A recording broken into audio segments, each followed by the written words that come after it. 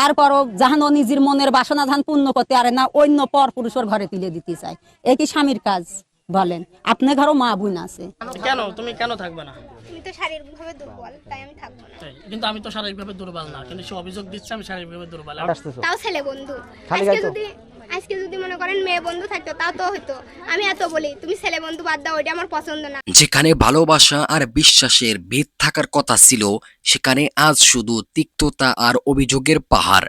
এক স্বামী তার স্ত্রীকে মারধর করে গরম তরকারি ফেলে দেওয়ার মতো ভয়ঙ্কর অভিযোগ আনছেন। আর স্ত্রী দাবি করেছেন তার স্বামী শারীরিকভাবে অক্ষম এবং মানসিকভাবে অত্যাচারী। কিন্তু পর্দার আড়ালে কি কোনো পরকীয়ার ছায়া আছে, নাকি দীর্ঘদিনের অবহেলা আর সময় না দেওয়ার ফল এই ভয়াবহ কলহ? তুমি কেন থাকবে না? আমি তো শারীরিকভাবে দুর্বল, তাই আমি থাকবো না। কিন্তু আমি তো শারীরিকভাবে দুর্বল না, কিন্তু সে অভিযোগ দিচ্ছে আমি শারীরিকভাবে দুর্বল।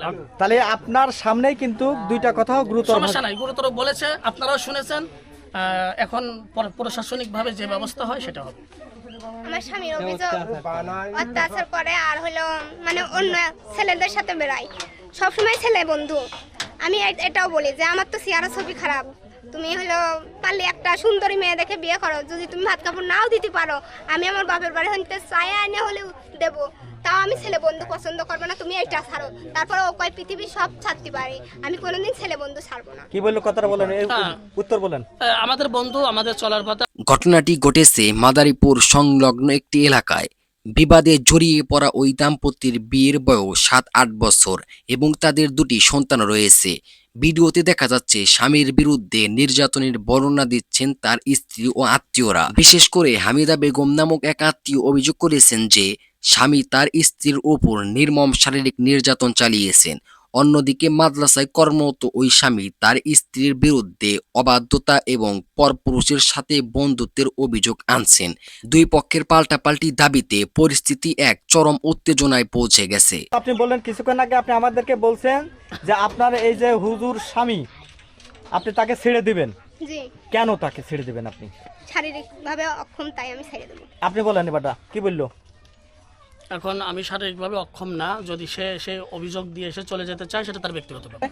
ও এই অভিযোগ কেন করেছে এটা আমি বলতে পারবো না। আমি এই বিষয়ে জানতে চাচ্ছি না। যে আপনি জানতে চাচ্ছেন, আপনার পরিবারের লোক ডেকে নিয়ে আসছেন আর আপনি আপনার স্ত্রীকে জিজ্ঞেস করবেন না? সে তো বলছে। আরে ভাই, আপনাকে প্রশ্ন করতে বলেছে, আপনি প্রশ্ন করেন। স্ত্রী দাবি করেছেন স্বামী সময় দেন না এবং পরকীয়ার অজুহাতে তাকে মারধর করেন।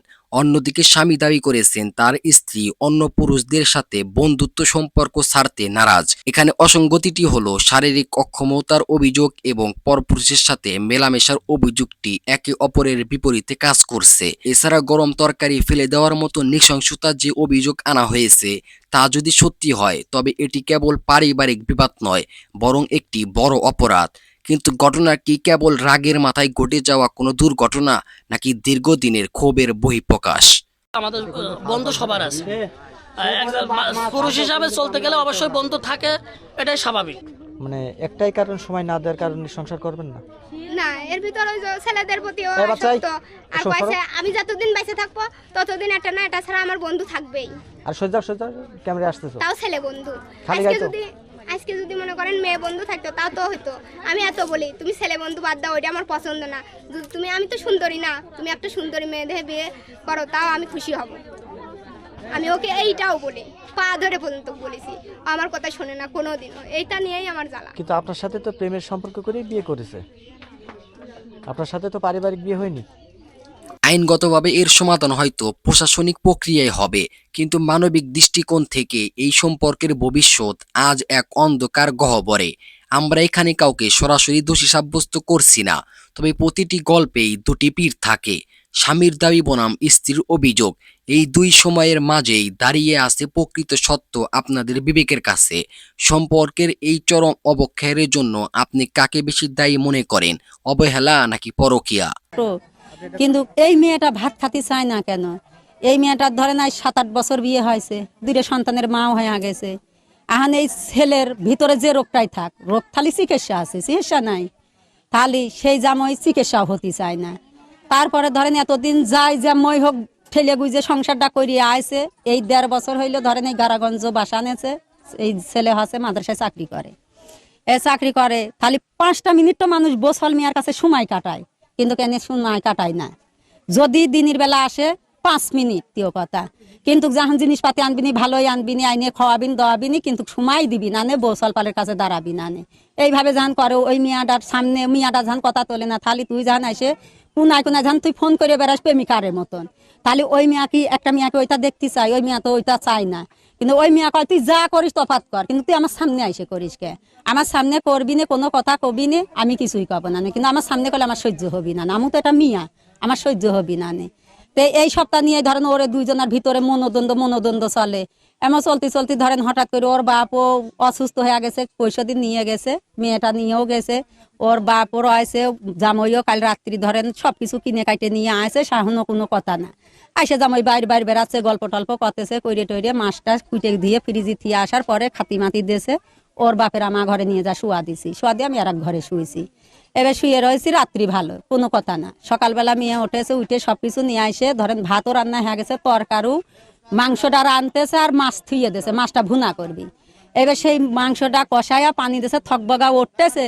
ওই সময় ধরেন ওই জামাই, আমি বাড়ির ভিতরে নাই, জামাই বলে ওই নিশানের কথাই বলে তুলেছে, তুইলে ওই কথা কথি কথি শান ওই মেয়ে কয়েছে যে তুমি যদি ওর এই কথা কও, তুমি আমার সামনে এসে এইসব কথা কবা না, তুমি ওর কথা আমার সামনে কও কে? তোমার যদি ভালো না লাগে তুমি আমার সাইডে চড়ে যাও, সমস্যা নাই।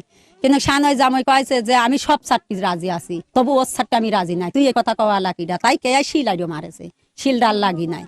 তারপরে যখন আবারও মারতে গেছে, মেয়েটার লগি লাগেছে, শান মেয়ে মইয়া পাইরে ধরেছে, শান ওই ও উঠেই শান ওই মেয়ে কি করেছে, মেয়ের অপরাধ, মেয়ে আবার ওই বেতা জাহানি পাইছে, শান ধরেন ঘোড়া ডামো গারপার আইডো মারেছে, যেটা সত্যি গারপার মারেছে। শান ওই জামই উঠে পাজা করে ধরে গরম তরকারির পারে ধরে ফেলেছে, যেই ধরে ফেলেছে আর মিয়া লাভ দিয়ে উঠে ও ছোট মা আমি মরে গেলাম আমার পুরা মারল।